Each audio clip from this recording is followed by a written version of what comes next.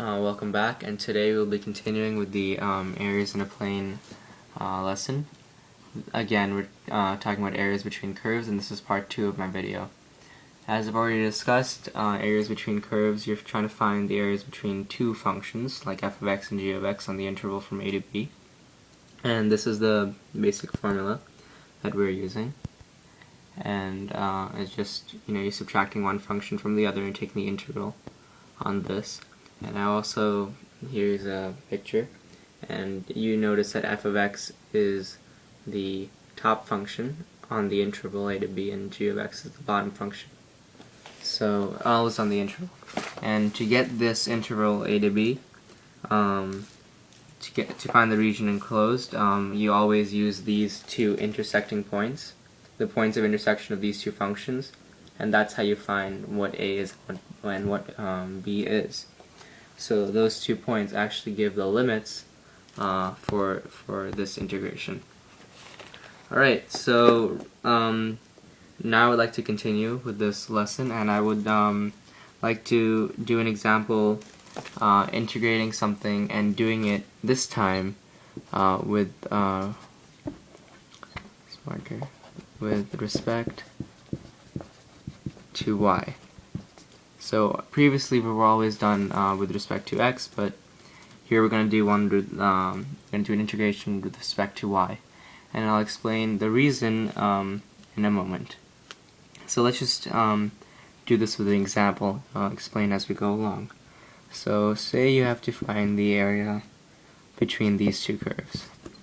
X plus y squared is equal to 0, and x plus 3y squared is equal to 2. Alright, and the first step, of course, is to find where these two, their points of intersection, where these two meet. So let's go ahead and do that. And it's easiest if we, just take the functions and we just subtract them from each other. So you have x plus y squared is equal to 0, and you just subtract this. So the x cancels out, you get 2y squared is equal to 2, and y is equal to plus or minus 1.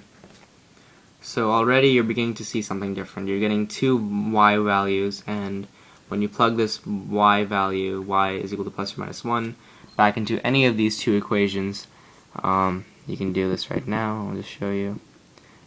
If you do 1 squared is equal to 0, you get x is equal to negative 1. And even if you do negative 1 squared, you get x is equal to negative 1. And of course you get the same results here. So what you're seeing is that the points of intersection are negative 1, 1, and negative 1, negative 1. So the x points are the same, and the points of intersection in the y ones are different. So, are different. So that itself is a hint that it's not the same, and you're doing something totally different, and that you should be looking at things with respect to y and not with respect to x, because y is what's changing, and y would be what we're gonna, and the y values are what we're going to be using for our a and b values. So a basic rule of why we should integrate something with respect to y is these two equations, right? You have x plus y squared is equal to 0, and x plus 3y squared is equal to 2. You can't really, take the integral or anything. You have to, first, you have to put it with respect to one variable on each side, right? So this is actually x equal to negative y squared, and this is x equal to negative 3y squared plus 2.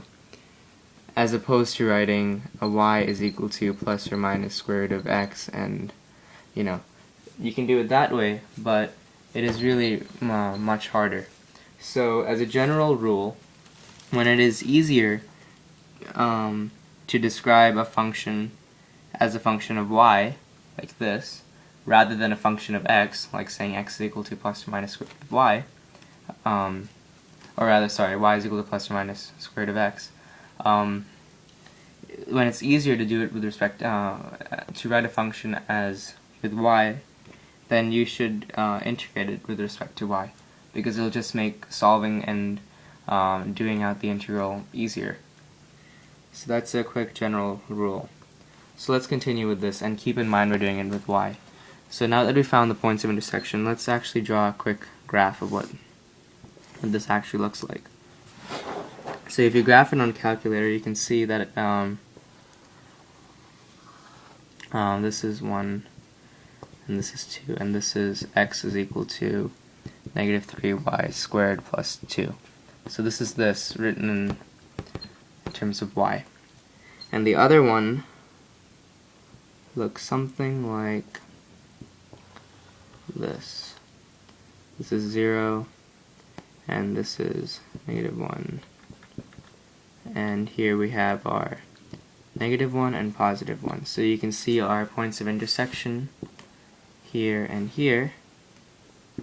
And you can see that it's, as we stated above, negative 1, comma 1, and negative 1, comma negative 1. These two right there. And the area we want to find is this. So now when we're looking at upper and lower functions, like which one do we subtract from the other, this is, again, this one is x is equal to negative y squared. Anyways, when we're looking as which one to subtract from the other, we should kind of, turn this around and look at it as like, which one's on top. And you'll see that this one here is, the more positive one, the one that's on this side, and this is the more negative one. So you would subtract this from this. So this here would be our f of x. So this is the one that you're subtracting from. And also another thing to keep in mind is, here, let's just write the integral out. When we're doing the integral now, we'll be using, we'll be integrating a and b along y. And again, we can split this into 2 to make our lives a bit easier, and integrate from 0 to 1. So again, we're integrating from 0 to 1, which is the along the y-axis. These measurements along the y-axis, and we're going to multiply it by 2 at the end because these two areas are identical. So just multiplying by 2 will be easier. And we're going to take this first, y squared plus 2, then minus negative y squared. Alright, and so we have to go from integral sign, integral from 0 to 1, comes out to be negative 2y squared plus 2, because this becomes a plus y squared, and you get that. And then if you take the actual integral, and another thing, it's not dx anymore. Should have seen that myself, but it's dy. So everything now is with respect to y, and the things here are also y. So it's, again, the integral is no different.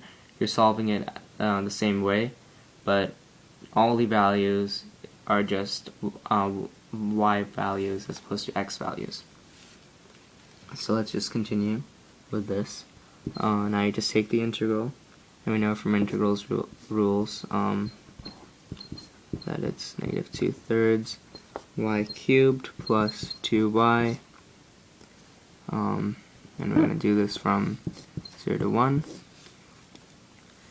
and just continue. We're going to plug in the two things now,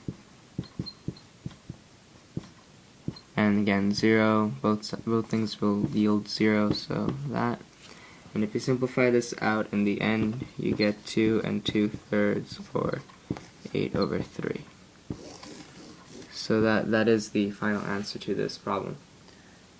So again, what we did, we started here, we found that it was easier to write this thing in terms of y rather than in terms of x.